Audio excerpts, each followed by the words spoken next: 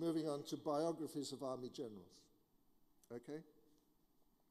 Now, I mention these publications, this category of historical writing, very intentionally, and immediately following what I've said about local core history books, because the contrast in style and content is obviously, self-evidently, so very different.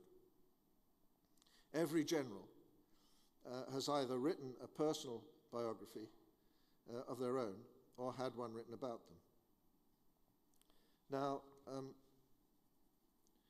on a personal note, I should mention here, by way of honesty, that I'm under considerable pressure, kindly and lovingly applied, to produce my own autobiography before too long. Somebody said to me, if you don't do it soon, they'll lose interest.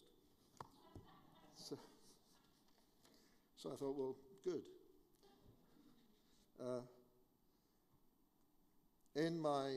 This is From Her Heart, which you may have seen. This was June 2012. I brought together a compilation of Helen's writings and lectures and things like that. In that volume,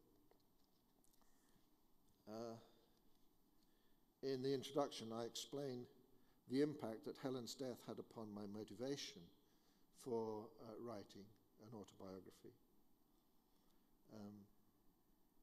I won't dwell on that here tonight, but the impact of her death was entirely demotivating in that regard. Now, passing time brings its own assistance in such things, and I'm able to tell you tonight, you ready for this, that I have made a small beginning towards such a volume. It may be ready in a year or so try to stay alive. And I'll do the same. All right.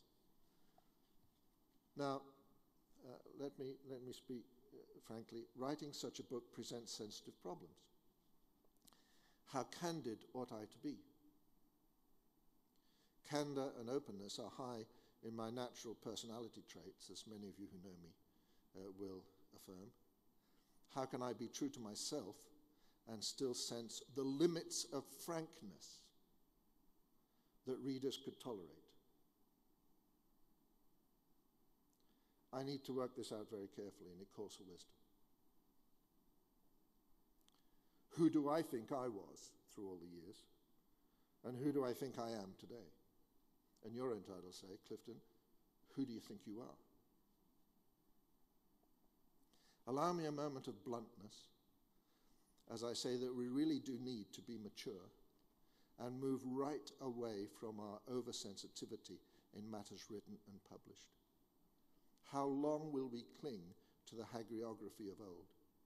For example, what ought I to say in an autobiography about my experiences in being a member of 3 high councils? How secret ought these gatherings to be? As I typed this sentence, when I typed that sentence, the papal conclave was meeting in Rome, and every single one of the 115 participants, all male, have been required to swear a public oath that they will divulge nothing of what takes place there. My reaction to that is, why? What needs to be hidden?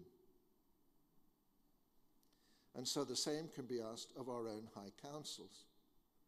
The voting figures are kept secret for many years. And it's reasonable, it's not unreasonable, I think it's very fair to ask why this is so. Why do we do that? Why cannot the whole army know how the voting went, even round by round? Publishing the figures would, at the very least, avoid the spread of silly rumours. And I've heard plenty of those. Furthermore, why can't we make known from a high council who said what? Can we feel somewhat freer about letting the army know what questions were put to the candidates for our highest office? Moreover, why do we keep secret the candidates' answers to those questions? Well, tonight I can but pose the questions, and some who later hear that I've done so will grow nervous at the very thought, I expect. But why should they be nervous? What is there to hide? And I want to say, let us strive for a calmer, more mature approach to such things as time moves on.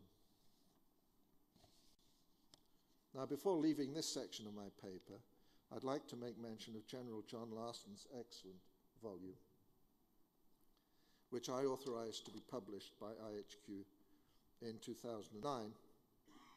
You'll have seen it, and many of you have no doubt bought it and read it.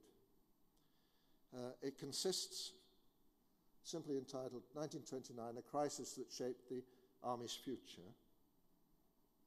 It consists of a very good, clear, detailed account of the events and persons caught up in the High Council of 1929, when Bramwell Booth was forced out of office as the general. It is indeed a very candid volume, and in that sense, it broke new ground in terms of official publications emanating with the general of the day's personal blessing emanating from international headquarters. I wrote the foreword at General Larson's request, and my foreword seeks to communicate cautiously a sense of newly acquired candor in the releasing of this helpful work. And so I mention it because I hope that we can build on this in days to come and release similar studies and properly researched accounts, even if they deal with controversial matters, and even if some of the people at the center of the events are still alive, and thus free and able to articulate their own perspective. Let us not forget that there are family relatives and descendants of General Bramwell Booth still alive and serving in the army. And I spoke to them, and they were very nervous about the 1929 book coming out. But I was able to reassure them. So these are sensitive things. But my conviction is that we've been in existence long enough now to be mature as a movement in this area.